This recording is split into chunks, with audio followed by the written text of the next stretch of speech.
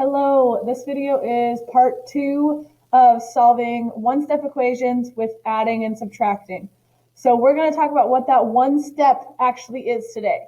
So rather than kind of figuring these out in your head, and they might be some equations that you could figure out in your head, I am going to teach you the steps to actually solve these types of equations. And the steps are helpful because there's going to be a time when you can't solve these equations in your head. And when that time comes, like if they're too complicated to just solve in your head, you're going to need to know the steps to be able to solve them.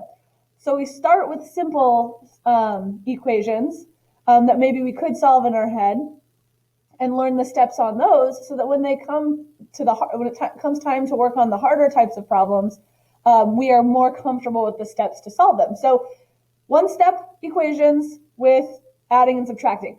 Now, it's going to seem kind of goofy. I'm going to show you a checklist of solving these, and there's actually going to be more than one step, but I'll explain that when we get there, and then I'll explain why it's called one-step equations, even though Miss Howard is talking about a few different steps to solve these equations. So let's take a look at a couple of equations. And you can see right here that what I have is these like checklists down the side. And it looks like a lot of work, a lot of steps. You might be like, Miss Howard, I was told that these would be one-step equations. Why does it say steps 1 through 4? Don't worry about that for right now. Let's just first talk about this equation and parts of the equation. So remember that an equation has an equal sign in the center of it. And then it has stuff on the left of the equal sign and it has stuff on the right of the equal sign. Those two sides of the equal sign need to be balanced. They need to stay equal. In order to remind myself of that, I draw a line, and I call it a fence, to separate both sides of the equal sign. Okay, so to separate two sides of the equal sign to keep the left and the right balanced, I draw a line. This really helps me keep my work organized. Drawing that fence is the first thing that I want you to do when you're solving an equation. Okay? The next thing that I want you to do when you're solving an equation is I want you to find the variable. Remember, the variable is the letter. So I'm going through and I'm going, oh, there is the variable. Okay, so I'm going to keep my finger on that variable, and I'm going to read the next step. The next step is use inverse operation to get the variable alone. Remember, we want to be kind of creepy. We want to get that variable alone. It's kind of weird, but that's how we solve an equation, is to have the variable all by itself, to know what x equals. So I look and I see that, oh, it says x plus 5. Think to yourself, what is the inverse or the opposite of plus 5? What is the inverse of adding 5? Well, the inverse of addition is subtraction. And so the opposite of adding 5 is subtracting 5. Now, this is where we have to be, well, we found the variable. This is where we have to be very, very, very careful. Because this is an equation. What we do to one side affects the other side. Right? If I take off 5 from this side, that side's going to get lighter and we're going to get tilted. So I have to take 5 off from the other side. If I subtract 5 over here, I have to subtract 5 on the other side of the fence. So I just used inverse operations to get the variable alone, okay? Use inverse operations.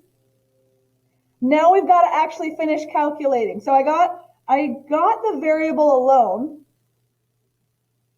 Plus 5 minus 5, that goes away, and I just have x. Now I've got to calculate the other side. 9 minus 5. This says 9 minus 5. So I think to myself, 9 minus 5, if I have 9 and I take away 5, that leaves me with 4. Remember that this equal sign travels down and lands right there on the fence. That equal sign stays right on the fence. And our answer is x equals 4. And we calculated it and we got the equation, we got the answer, x equals 4. Now, another bonus step, if we wanted to, step 5 would be to check answer. This part you can do in your head. So this part you can just think to yourself, okay, the original equation was x plus 5 equals 9. Is it true, if x is 4, is it true that 4 plus 5 equals 9? Yes, that's true. So that was correct. All right, let's do a few more.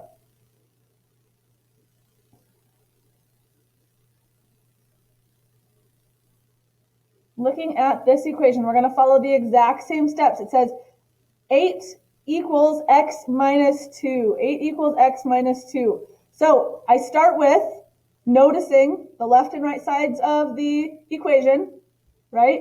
And to separate those sides, I'm going to draw my fence.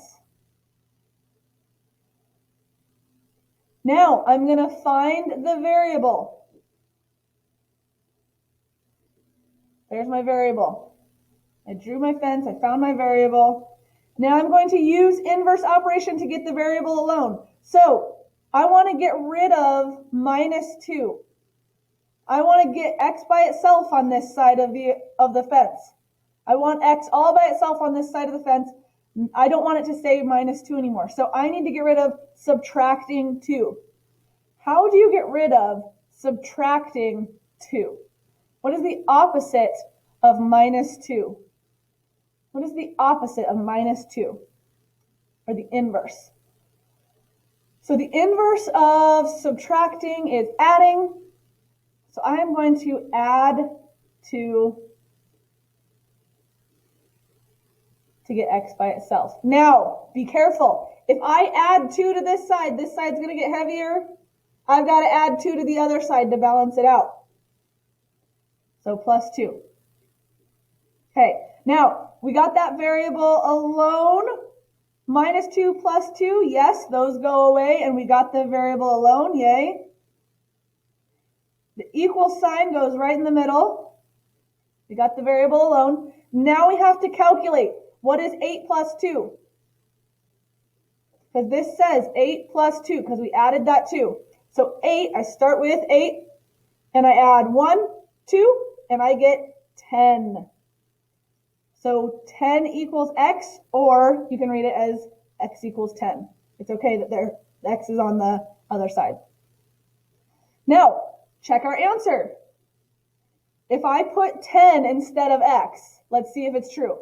So 8 equals 10 minus 2. Is it true that 10 minus 2 would be 8?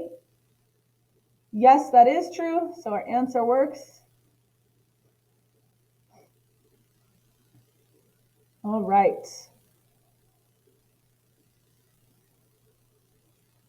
I want you to think about to yourself how you would start this problem.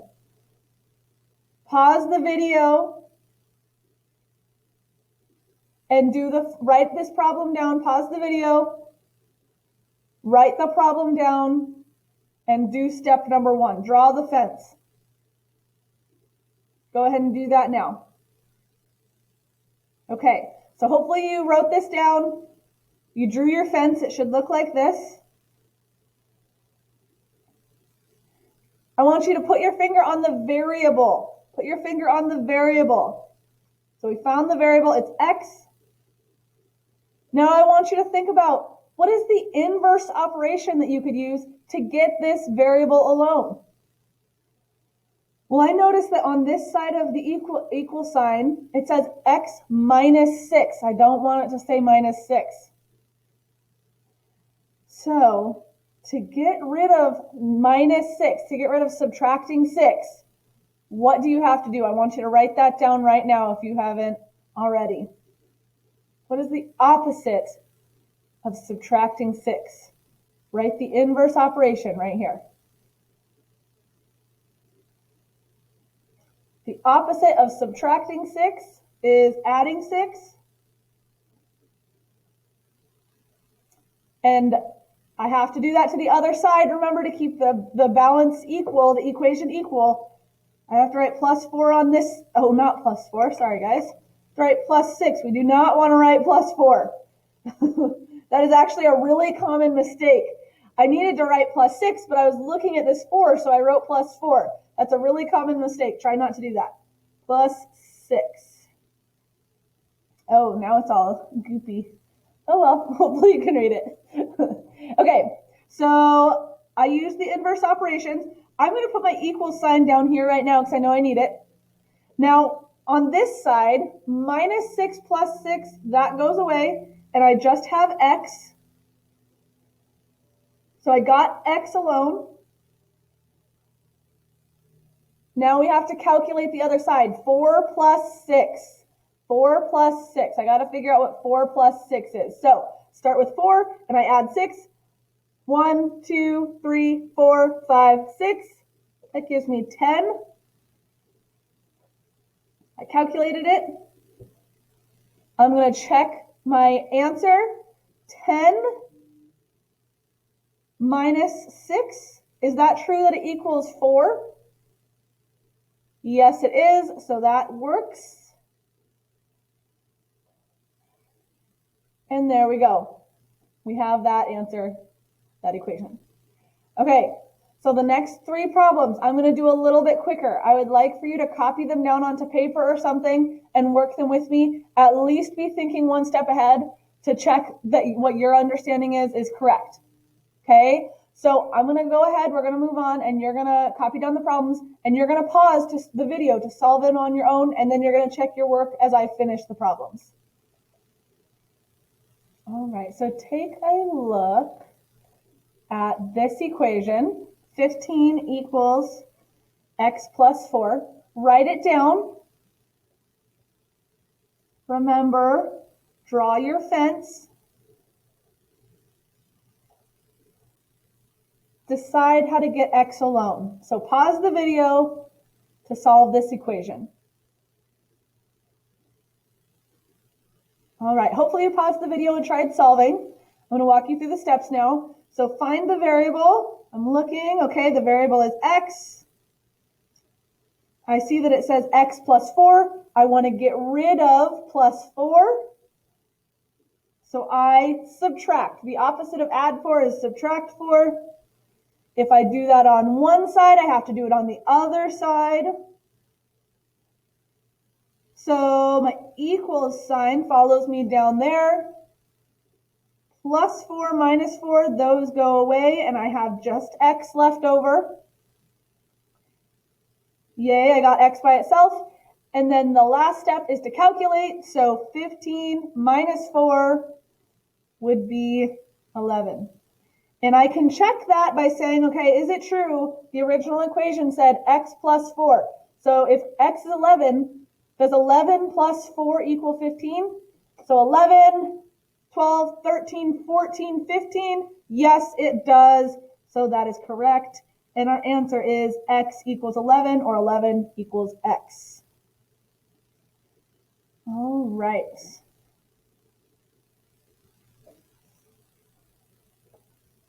Two more together.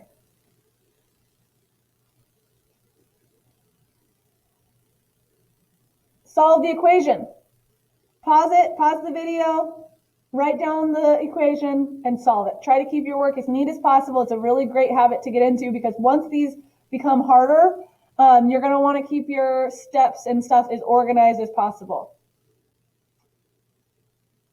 All right, so hopefully you paused the video. We're going to walk through this equation. So first step, draw the fence. Second step, find the variable. I used all x's for these, but you could use anything. You could use a, b, n, m. Sometimes you're going to see equations with those letters. Know that that can happen. So x minus 1, 8 equals x minus 1. So I know that the variable is right here. Found the variable. I'm going to use the inverse operation. I want to get rid of the minus 1. To get rid of minus 1, I add 1.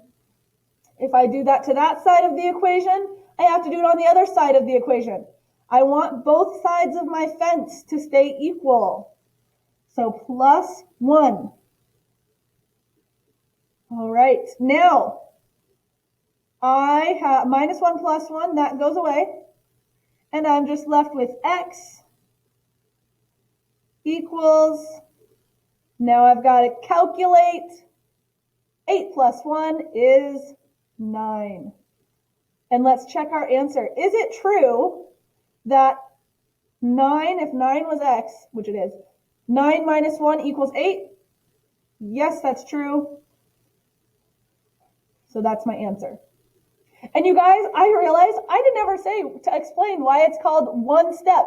The reason why it's called one step is because it has this one step that you have to either add or subtract or later multiply or divide. There's one inverse operation that you have to use, right? There's other parts that we have to do, but the main piece of solving this is the one step where you're adding or subtracting the inverse operation. Okay, one more equation that I want to practice in this video, and then you're off on your own to practice on your assignment.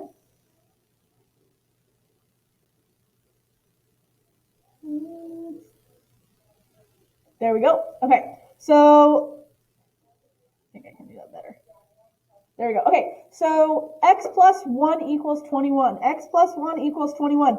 Draw your fence, solve the equation. Pause the video right now, copy that down, solve the equation.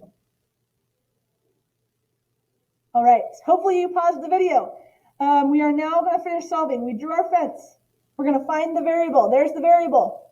I want it all by itself on that side of the equation, on that side of the fence. So I want to get rid of this plus 1. The inverse of plus 1 is minus 1.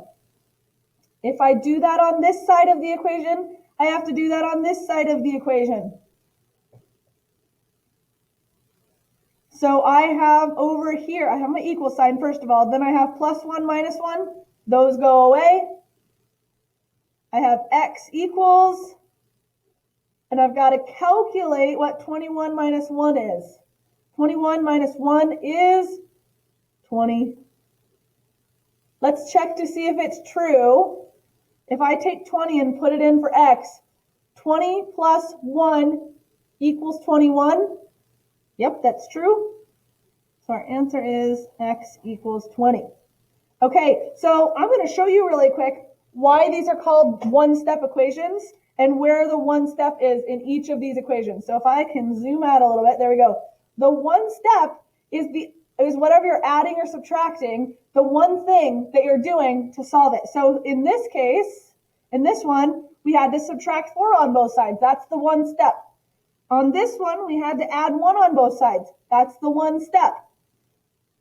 On this one, we had to subtract 1 on both sides. That's the one step. Sometimes you'll have to do more than that. Sometimes you'll have to, later on when we're working on ones that are more than one step, you might have to multiply and add, or you might have to subtract and divide. So that's why these are called one-step equations. And notice they're only using adding and subtracting so far. Next, we'll get into, after this week, we'll get into problems involving multiplying and dividing. Okay, so I really, on the assignment that you have today, try really hard to be showing these steps, because I won't know that you're understanding it until I see you actually physically doing it. So please do that. Thanks for sticking with me. I know this was a longer video, but if you're still here, nice job. All right, have a good rest of your day.